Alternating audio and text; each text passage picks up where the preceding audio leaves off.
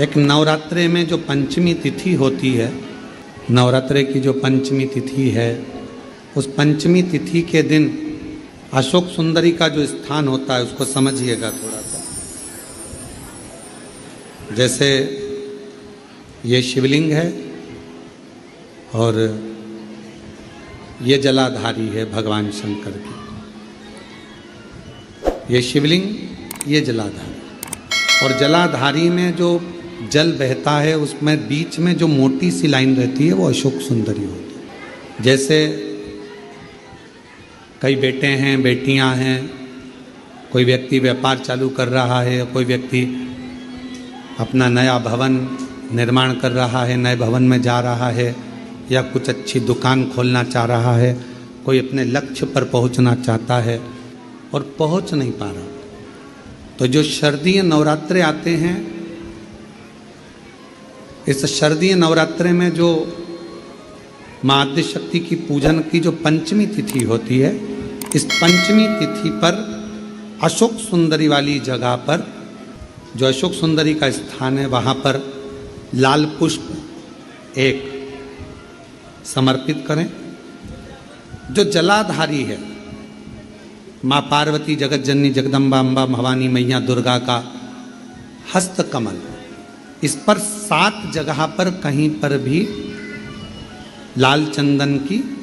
बिंदी 7 स्थान पर कहीं पर भी रख दी, और 1 लोटा जल शिव जी को पंचमी के दिन, नवरात्रे की, शारदीय नवरात्रे की पंचमी के दिन कामना करते हुए उत्तर की ओर मुख कर कर, अर्थात यहाँ बैठते हुए शिव जी पर जल चढ़ाना प्रारंभ करें और अपने मन की कामना कहकर बाबा के पास में जो लाल पुष्प समर्पित करा है उस पुष्प को अशोक सुंदरी वाली जगह से वापिस लेकर आ जाए। जिस लक्ष्य को आप पाना चाहते हो, अच्छी पढ़ाई कर रहे हो, खूब अध्ययन कर रहे हो, खूब मेहनत कर रहे हो, खूब पढ़ो, कोई दुकान खोल रहे हो, व्यापार चालू कर रहे हो, कोई नया कार्य चालू कर रहे हो, उस पुष्प को अपने स्पर्श कर कर या उस पुष्प का दर्शन कर कर आप एक बार जाकर देखो, आपको उस मंजिल तक माँ आद्यशक्ति दुर्गा भवानी शिव पहुंचा कर शंकर।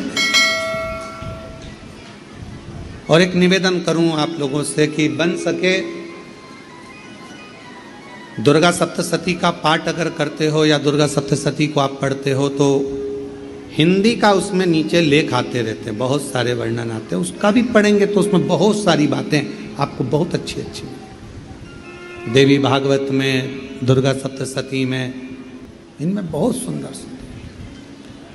कल्याण का, यदि गीता प्रेस गोरखपुर से जो कल्याण निकलती है, उस कल्याण का यदि देवी अंक अगर आप पढ़ेंगे माता दुर्गा भवानी पर, बड़ा सुंदर, उसमें भी बहुत सी चीज़ें हैं, माँ आद्यशक्ति की आराधना की, साधना की, पूजन की पद्धति बहुत सुंदर, उसका ध्यान करें। शिव से कुछ,